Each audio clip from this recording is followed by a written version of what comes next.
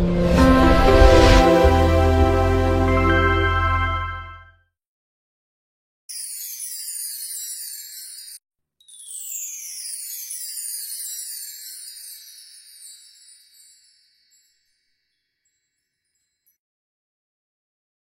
நாமத்துக்கு மகிமை உண்டாவதாக. நீதிமொழிகள் 1 அதிகாரம் 23 வசனம். நீதிமொழிகள் 1:23. என் கடிந்து கொள்ளுதலுக்கு திரும்புங்கள், இதோ என் ஆவியை உங்களுக்கு அருளுவேன், என் வார்த்தைகளை உங்களுக்கு தெரிவிப்பேன். என் கடிந்து கொள்ளுதலுக்கு திரும்புங்கள், அப்பொழுது என் ஆவியை உங்களுக்கு இதோ அருளுவேன், என் வார்த்தைகளை உங்களுக்கு தெரிவிப்பேன். அபிஷேகத்தை எப்போ அருள்வேன்னு சொல்றாரு? என் கடிந்து கொள்ளுதலுக்கு திரும்புங்கள். ஆண்டவராகிய இயேசு கிறிஸ்து இந்த உலகத்தில் இருந்த பொழுது சீடர்களை, தம்மை பின்பற்றி வந்த ஜனங்களை சில காரியங்களுக்கு அவர் கடிந்து கொண்டார். அப்போஸ்தலர்கள் சில காரியங்களுக்கு தம்முடைய சபை ஜனங்களை கடிந்து கொண்டார்கள். பழைய ஏற்பாட்டில் சீர்திருத்தவாதிகள், இல்லாவிட்டால் பழைய ஏற்பாட்டு தெய்வீகமானவர்கள் ஜனங்களை பல காரியங்களுக்கு கடிந்து கொண்டதாக பார்க்கிறோம். அபிஷேகத்துக்கு ஒரு காரணம், கடிந்து கொள்ளுதலை ஏற்றுக்கொள்ளும் பொழுது அபிஷேகம் வரும். என் கடிந்து கொள்ளுதலுக்கு திரும்புங்கள், ஆண்டவர் அதை விரும்புகிறார். ஆனால் இன்னைக்கு கடிந்து கொள்ளுதல் ஜனத்தை இப்போ கண்டிப்பாக நடத்துறது ரொம்ப கஷ்டம். நீதிமொழிகள் 1:25. நீதிமொழிகள் 1:25. என் ஆலோசனையை எல்லாம் நீங்கள் தள்ளி என் கடிந்து கொள்ளுதலை வெறுத்தீர்கள். இன்னைக்கு பிள்ளைகளுக்கு பெற்றோர்கள் கடிந்து கொள்ளுகிறது ஒரு வெறுப்பாக இருக்கிறது. ஊழியர்களுக்கு நடத்திப்புக்காரர்கள் கடிந்து கொள்வது வெறுப்பாக இருக்கிறது. மனைவிக்கு புருஷன் கடிந்து கொள்வது வெறுப்பாக இருக்கிறது. அதுபோல தேவன் தம்முடைய ஜனத்தை கடிந்து கொள்ளும் போது ஜனங்கள் வெறுக்கிறார்கள். கடிந்து கொள்ளுதல் என்பது மிகவும் முக்கியமானது. கடிந்து கொள்ளுறதுனா கடிக்கிறதல்ல. கடிந்து கொள்ளுங்கிறது ஒரு கண்டிப்பான ஒரு சிக்ஷை, போதக சிக்ஷை, ஜீவ வழி அப்படின்னு தான் பைபிள் சொல்கிறது. கடிந்து கொள்ளுதல். இயேசு கிறிஸ்து மார்க்கு எழுதின சுவிசேஷம் 16 அதிகாரத்தில் தம்முடைய சீடர்களை 2 காரியங்களுக்காக கடிந்து கொண்டார். மார்க்கு 16:14. அதன் பின்பு 11 போஜன பந்தியில் இருக்கையில் அவர்களுக்கு அவர் தரிசனமாகி உயிர்த்தெழுந்திருந்த தம்மை கண்டவர்களை அவர்கள் நம்பாமற் போனது நிமித்தம் அவர்களுடைய அவிசுவாசத்தை குறித்தும் இருதய கடினத்தை குறித்தும் அவர்களை கடிந்து கொண்டார். இயேசு கிறிஸ்து கடிந்து கொண்ட 2 காரியம். ஒன்று அவிசுவாசம், இரண்டாவது அவர்களுடைய இருதய கடினம். நாம் ஒரு காரியத்தை பெற்றுக்கொள்ள முடியாததுக்கு காரணம் இந்த 2 தான். இயேசு சீடர்களுக்கு நேரடியாக தன்னை வெளிப்படுத்தினாலும் தோமாவுக்கு அதை ஏற்றுக்கொள்ள முடியல. அவிசுவாசம். நமக்கு அவிசுவாசம் தான் பெரிய சத்துரு. நமக்கு பெயர் விசுவாசிகள், அப்படிதானே? இல்லை வேற எதுவும் பேர் இருக்கா? நம்ம எல்லாருக்கும் பேர் என்னது? விசுவாசிகள். ஆனால் நம்மில் அநேகரிடத்தில் விசுவாசம் இல்லை என்று நாம் வேதத்தில் வாசிக்கிறோம். 2 தெசலோனிக்கேயர் 3 அதிகாரம் 2 வசனம். துர்க்குணராகிய பொல்லாத மனுஷர் கையினின்று நாங்கள் விடுவிக்கப்படும்படிக்கும்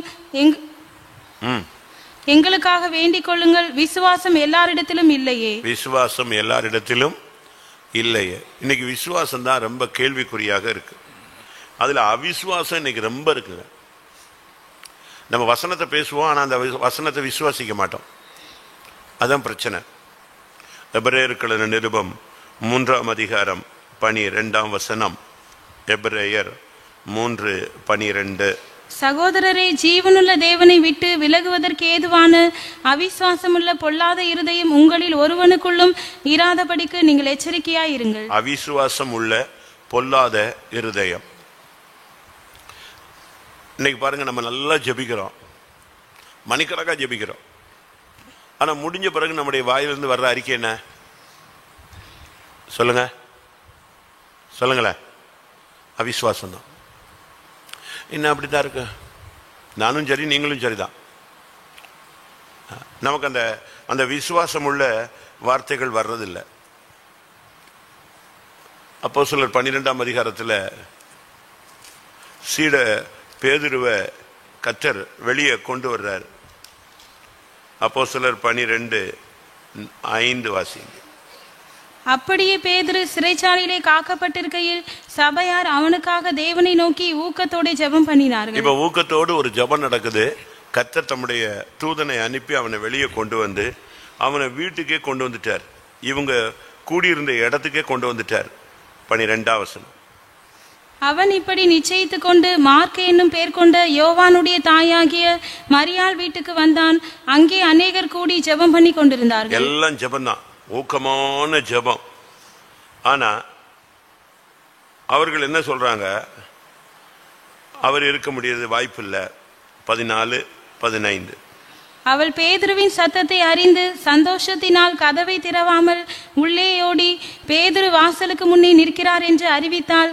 அவர்கள் நீ பிதற்றுகிறாய் என்றார்கள். அவளோ அவர்தான் என்று உறுதியாய் சாதித்தாள். அப்பொழுது அவர்கள் அவருடைய தூதனாய் இருக்கலாம் என்றார்கள். இவ்வளவு நேரம் ஜெபிச்சது யாருக்கு? சொல்லுங்க, ஜெபிச்சது யாருக்கு? பேதுருவை வெளியே கொண்டு வரணும், ஆண்டவரே ஒரு அற்புதம் செய்யும், இப்பவே தூதனை அனுப்பும், கட்டுகளை அழுக்கணும், சிறைச்சாலை கதவுகளை உடைக்கணும் ஆண்டவரே. எல்லாம் பயங்கர ஜெபம். ஆண்டவர் அப்படியே செய்யறாரு. செஞ்சு அவனை வெளியே கொண்டு வந்து இவங்க இருக்கிற வீட்டு கதவையே தட்ட வச்சுட்டாருங்க. ஆனா ஒருத்தனுக்கு கதவை திறக்க மாட்டாங்க. கேட்டா அது எப்படி வருவாருங்க? அப்ப இவ்வளவு நேரம் ஜெபிச்சது அது எப்படி நடக்கும்? அது எப்படி அவன் ஒருவேளை தூதன் வந்திருப்பான், இந்த பொண்ணு ஏதோ பெதட்டுது, பைத்தியம் முடிச்சு சொல்லுது. அப்ப இவ்வளவு நேரம் நீ என்ன ஜெபிச்ச? கூடி ஜெபிச்ச, ஊக்கமா ஜெபிச்ச, வசனம் சொல்லி ஜெபிச்ச, வாக்குத்தத்தம் சொல்லி ஜெபிச்ச. இந்த இடத்துலதான் இயேசு சொல்றாரு, அவருடைய அவிசுவாசத்தை கடிந்து கொண்டார். உங்க அவிசுவாசத்தை மாத்துங்க, அபிஷேகம் தானா வரும். ரெண்டாவது, அவருடைய இருதய கடினம். இருதய கடினம் தாங்க ரொம்ப கஷ்டம். அது பார்வோனுடைய ஆவி. அது இருக்கிற வரைக்கும் என்ன அற்புதம் நடந்தாலும் நம்ம தெளிவாகவே மாட்டோம். ஆண்டவர் உனக்கு என்ன அற்புதம் செய்யலன்னு சொல்லு, எல்லாம் செஞ்சுட்டு தான் இருக்காரு. ஆனா நீ தான் அதை ஏத்துக்க மாட்டேங்கிற. பார்வோன் முன்னால 9 விதமான அற்புதம் நடந்துச்சுங்க, வாதை. ஆனா பைபிள் சொல்லுகிறது அவன் இருதயம் கடினப்பட்டது, அவன் இருதயம் கடினப்பட்டது, அவன் இருதயம் கடினப்பட்டது. அதனாலதான் இயேசு இவங்களுக்கும் என்னெல்லாம் செஞ்சிருக்கிறாரு. ஆனா இவங்களால அதை ஏற்றுக்கொள்ளவே முடியல, விசுவாசிக்க முடியாத ஒரு மந்த இருதயம் உள்ளவளா மாறிட்டாங்க. வாசிங்க யாத்திராகமம். அவர்கள் பார்வோனுடைய இருதயம் கடினப்பட்டது, பின்னும் பார்வோனுடைய இருதயம் கடினப்பட்டது. அப்ப அவனுடைய கேரக்டரே எப்படி மாறிடுச்சு? ஒரு கடினப்படுகிற ஒரு இருதயம் உள்ள மனுஷனாய் மாறிட்டான். யாத்திராகம் 10ஆம் அதிகாரம் 20ஆம் வசனம். கர்த்தரோ பார்வோனின் இருதயத்தை கடினப்படுத்தினார், அவன் இஸ்ரவேல் புத்திரரை போக விடவில்லை. இது ஒரு தரம் அல்ல, மறுபடி இதே வார்த்தை தான் அவனை பத்தி சொல்லிட்டு இருக்கோம். அவன் இருதயம் கடினப்பட்டு போயிட்டு. அடுத்த ஒரு வசனம் இருக்கா? யாத்திராகம் 11:10. மோசேயும் ஆரோனும் இந்த அற்புதங்களை எல்லாம் பார்வோனுக்கு முன்பாக செய்தார்கள். கர்த்தர் பார்வோனின் இருதயத்தை கடினப்படுத்தினதினால்.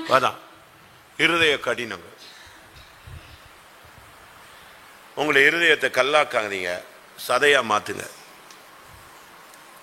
ஆண்டவர் சொல்றார், நான் உன்னுடைய கல்லான இருதயத்தை உன்னிலிருந்து எடுத்து போட்டு உனக்கு எதை தருவேன்? சதையான இருதயத்தை நான் உனக்கு அருளுவேன். எசேக்கியேல் 11ஆம் அதிகாரம் 19ஆம் வசனம். அவர்கள் என் கட்டளைகளின்படி நடந்து என் நியாயங்களை கைக்கொண்டு அவைகளின்படி செய்ய நான் அவர்களுக்கு ஏக இருதயத்தை தந்து அவர்கள் உள்ளத்தில் புதிய ஆவியை கொடுத்து கல்லான இருதயத்தை அவர்கள் மாம்சத்திலிருந்து எடுத்து போட்டு சதையான இருதயத்தை அவர்களுக்கு அருளுவேன். சதையான இருதயம். நாபால் நன்றி இல்லாமல் போன பொழுது கர்த்தர் அவனை தட்டின உடனே அவன் இருதயம் என்ன ஆயிடுச்சு? அவனுக்குள்ள 1 சாமுவேல் 25ஆம் அதிகாரம் 37ஆம் வசனம்.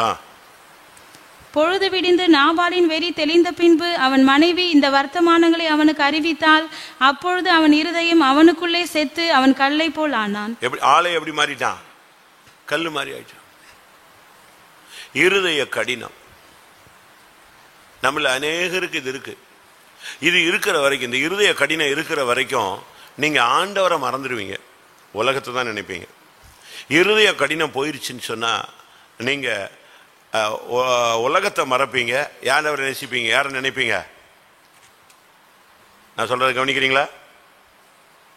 இருதய கடினம், அந்த கல்லான தன்மை உங்களை விட்டு போயிருச்சுன்னா நீங்க ஆண்டவரை மட்டும் நினைப்பீங்க, உலகத்தை மறப்பீங்க. இருதயம் கல்லா இருந்துச்சுன்னா ஆண்டவரை மறந்துடுவீங்க, எதை நினைப்பீங்க? அப்படிதானே? அதான் உண்மை. கல்லாம் என் இருதயம் மாற்றி சதையான இருதயம் தாரும். கல்லாம் என் இருதயம் மாற்றி சதையான இருதயம் தாரும். எப்போதும் உம்மையே நினைந்து உருகிட உம்மால் நிறைந்து நான் உலகை மறந்திட. எப்போதும் உம்மையே நினைந்து உருகிட உம்மால் நிறைந்து நான் உலகை மறந்திட. கர்த்தாவே வாஞ்சிக்கிறேன், அன்பின் நாதா நான் ஏங்குகிறேன். கர்த்தாவே வாஞ்சிக்கிறேன், அன்பின் நாதா நான் ஏங்குகிறேன். இருதயம் கல்லா இருந்துச்சுன்னா உலகத்தை தான் நீ ரொம்ப நேசிப்ப, உலகம்தான் உன் முன்னால நின்றுக்கிட்டே இருக்கும். அதனால தான் இயேசு உயிர் தெழுந்த பின்பு கோவப்பட்ட இடம் இது. உயிரோடு இருக்கும் போதல்ல. எப்போ கோபிச்சுக்கிட்டாரு? எப்போ கோபிச்சுக்கிட்டாரு? கடிஞ்சுக்கிட்டாரு? உயிர் தெழுந்து பரலோகத்துக்கு போகாம இங்க நின்று இவங்களை கிளியர் பண்ணிட்டு போறாரு. உன் அவிசுவாசம் கரெக்ட் பண்ணிக்க, உன் இருதய கடினத்தை கிளியர் பண்ணு. அப்போஸ்தலனாகிய பவுல் கடிந்து கொண்ட இடம் தீமோத்தேயுவில் பார்க்கும்போது, கடிந்து கொள்வதற்கு திரும்புங்கள், அப்பொழுது என் ஆவியை உங்களுக்கு அருளுவேன். 1 தீமோத்தேயு 5:20. மற்றவர்களுக்கு பயம் உண்டாகும்படி பாவம் செய்தவர்களை எல்லாருக்கும் முன்பாக கடிந்து கொள். கடிந்து கொள்ள வேண்டிய இன்னொரு அனுபவம் என்னன்னா, பாவம் செய்தவர்கள். ஒரு சிலர் சொல்லுவாங்க, என்னை கூப்பிட்டு ரூம்ல வச்சு செருப்பால் அடிச்ச கூட பரவாயில்ல, எல்லாரும் சொல்லிட்டாரு. ரூம்ல வச்சு செருப்பால் அடிக்கலாமா? ஆனா எங்க வச்சு அடிக்க கூடாது.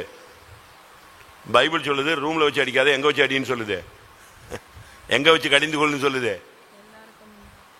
இப்ப நமக்கு யாராவது சொன்னா, என்னை தனியா கூப்பிட்டு 4 அடி அடிச்சிருந்தா கூட நான் வாங்கிக்குவாங்க, என்னங்க இப்படி பண்ணிட்டீங்க அப்படிம்பாங்க, சொல்றாங்களா இல்லையா? ஆனா பைபிள் என்ன சொல்லுது? பாவம் செய்தவர்களே என்ன செய்ய, எல்லாரும் முன்னாலையும் கடிந்து கொள். அப்பதான் அவன் சரியா வருவான். சூடு கொடுக்க வேண்டிய இடத்துல கொடுத்துட்டா கரெக்ட் ஆயிடுவான். பாவம் செய்தவர்கள். ஒன்று அவிசுவாசமான இருதயம், 2வது இருதய கடினம், 3வது பாவத்தின் தன்மை. நம்முடைய வாழ்க்கையில கூட இதுக்கெல்லாம் நம்ம கரெக்ட் பண்ணணுங்க. அபிஷேகத்துக்காக நம்ம உட்கார்றோம் அப்படி இப்படின்னு சொல்றோம். முதல்ல உனக்குள்ள அவிசுவாசத்தை வச்சுக்கிட்டு என்ன செஞ்சாலும் பெற்றுக்கொள்ள முடியாத. இயேசு கிறிஸ்து நாசரேத்துக்கு வந்துட்டாரு. எல்லாரும் பயங்கரமா யோசிக்கிறாங்க, தான் நம்ம ஊருக்கு வந்துட்டாரு. ஆனா அங்க அவருக்கு அற்புதமே செய்ய முடியல. எதனால? அவராலேயே அற்புதம் செய்ய முடியல. ஏன்? வாசிங்க. மத்தேயு 13:58.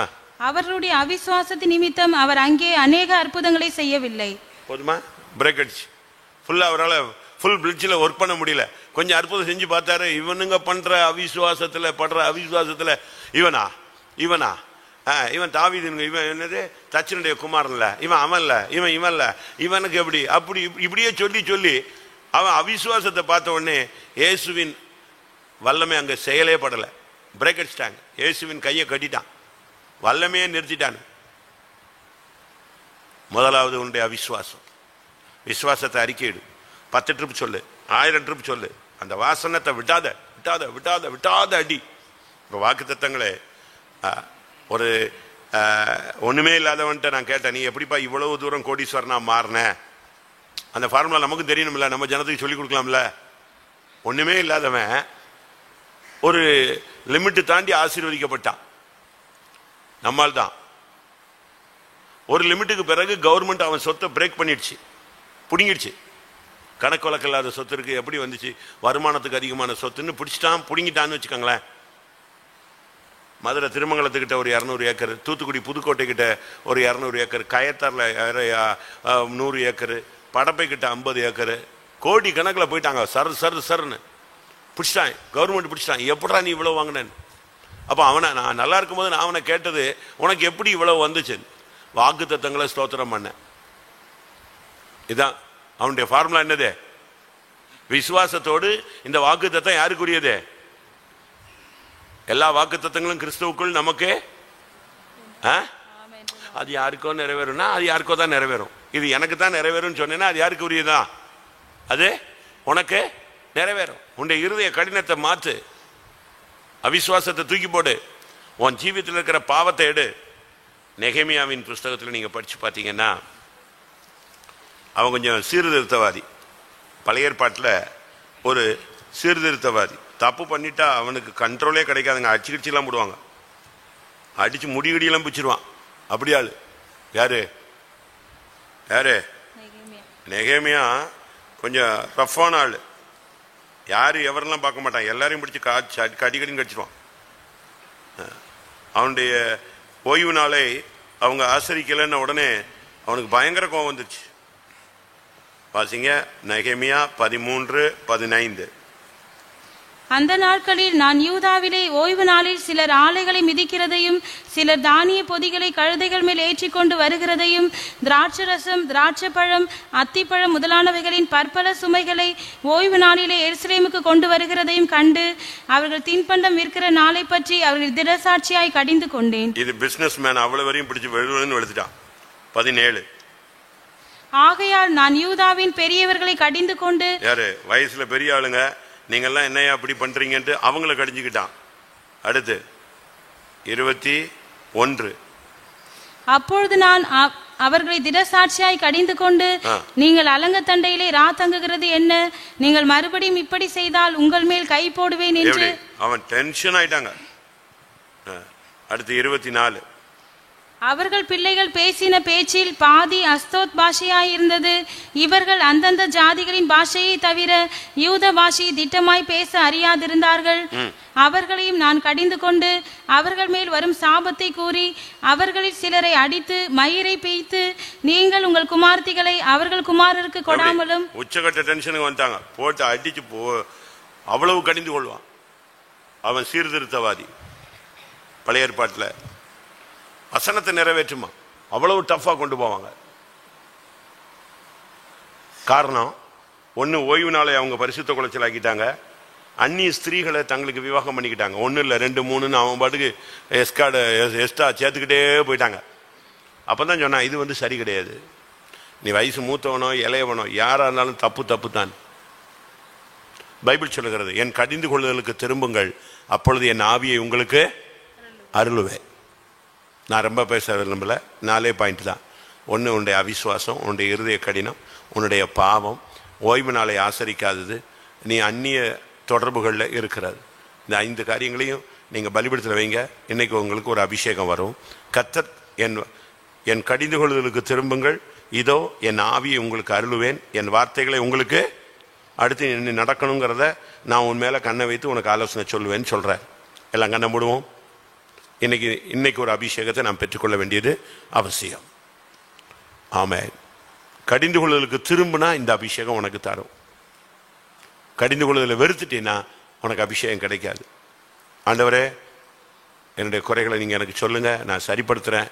நான் புத்தி இல்லாமல் நடந்துட்டேன், மதியீனமாக நடந்துட்டேன், அறிவீனமாக நடந்துட்டேன், துணிகரமாக நடந்துட்டேன், துன்மார்க்கமாக நடந்துட்டேன், துரோகியாக நடந்துட்டேன், உம்மை துக்கப்படுத்திட்டேன், உம்மை வேதனைப்படுத்திட்டேன், உம்மை சிறுவையில் அறைந்துட்டேன், உம்மைக்கு பிரியமில்லாத காரியங்களில் தலையிட்டுட்டேன். ஆண்டவரே, என்னை மன்னியுங்க. என்னுடைய அவிசுவாசத்தை மன்னியும், என்னுடைய இருதய கடினத்தை மன்னியும், என்னுடைய பாவத்தை மன்னியும், தேவ சமூகத்துக்கு வராமல் நான் ஒதுங்கி போனதை மன்னியும், உலக தொடர்புகளில் நான் போய் சிக்கி கொண்டதை மன்னியும், பணத்துக்கு பின்னால், பொருளுக்கு பின்னால், மனுஷனுக்கு பின்னால் நான் அலைஞ்சதை மன்னியும். அப்படி நீங்க சொல்லுங்க, கர்த்தர் உங்களுக்கு ஒரு அபிஷேகத்தை அருளுவார். ஆமென். எல்லாம் கண்ண மூடி முழங்கால் போடுவோம். நல்லா புரிஞ்சுக்கோங்க, முழங்கால் முழங்கால் முழங்கால் தான் கடைசி வரைக்கும் உன்னை கொண்டு போய் சேர்க்கும். முழங்கால் தான் உனக்கு மெயின். நான் சேர்ல உட்காந்து உன்னை முழங்கால் சொல்றேன்னு நினைக்காத. தேவ சமூகத்தில் நீ இன்னைக்கு கர்த்தர் உனக்கு என் கடிதங்களுக்கு நீ திரும்பு, என் ஆவியை நான் உனக்கு தருவேன். ஹல்லேலூயா. எத்தனை பேர் வாஞ்சிக்கிறீங்க? ஆமென். ஹல்லேலூயா. ஆண்டவரே, அவிசுவாசத்தை மன்னியும் ஆண்டவரே, என் இருதய கடினத்தை மன்னியும் ஆண்டவரே, என் பாவத்தை மன்னியும் ஆண்டவரே, தேவ சமூகத்தை நான் அலட்சியம் பண்ணதை மன்னியுங்க தாவே, உலக ஸ்நேகத்துக்கு நான் இடம் கொடுத்ததை மன்னியுங்க. இந்த 5 காரியத்தை சொல்லு. ஒரு அபிஷேகம் இருக்கு, அந்த அபிஷேகத்தை பெற்று நம்ம இந்த கூட்டத்தை முடிக்கலாம்.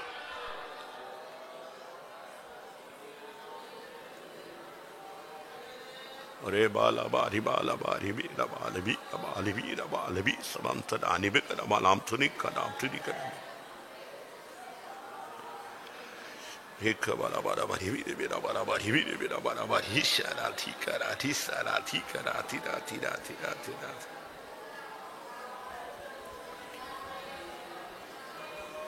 हालेलुया. வாயை தரங்க. ஆமென் ஆமென். கர்த்தாவே, என்ன மன்னியும், என் அவிசுவாசத்தை மன்னியும். உன்னுடைய அவிசுவாசம் தான் இன்னைக்கு அநேக ஆசீர்வாதங்களை தடுத்துடுச்சு.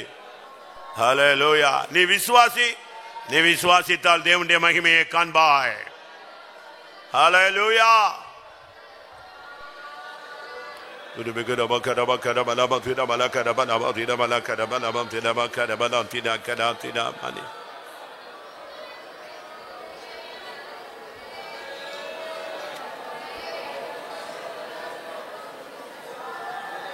Ibala bala bala baria karabala kashana mana gadurania fika mana mani bala bari bala kasambari kara reka bala bari bala tira mana kasantara devare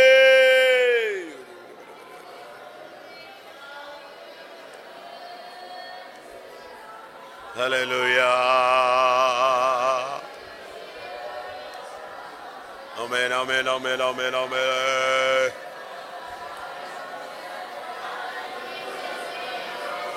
Ora shaimela himina sabalia. Egedana habidana manase gebela bala.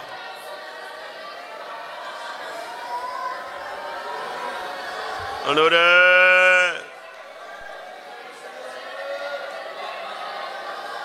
Tidak balak.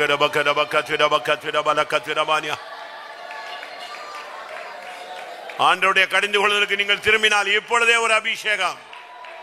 என் ஆவியை நான் அருளுவேன்.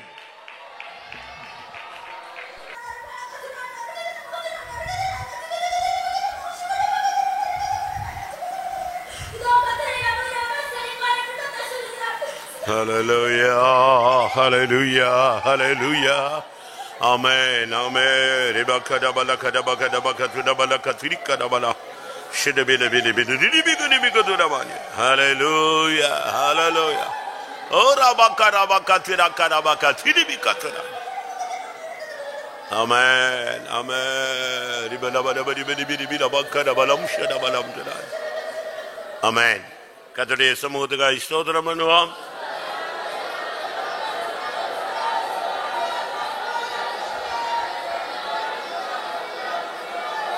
ஆவியானவருடைய ஆளுகைக்காய் ஸ்தோத்திரம் பண்ணுவோம். என் கடிந்து கொள்ளுதலுக்கு திரும்புங்கள், இதோ என் ஆவியை அருளுவேன், என் வார்த்தைகளை தெரிவிப்பேன் என்ற வார்த்தைக்காய், வல்லமைக்காய், அதிகாரத்துக்காய் ஸ்தோத்திரம் பண்ணுவோம். நம்முடைய தேவன் சகலமும் செய்ய வல்லவர், அதற்காய் ஸ்தோத்திரம் பண்ணுவோம். எல்லா மகிமையும் அவருக்கே செலுத்தி ஸ்தோத்திரம் பண்ணுவோம்.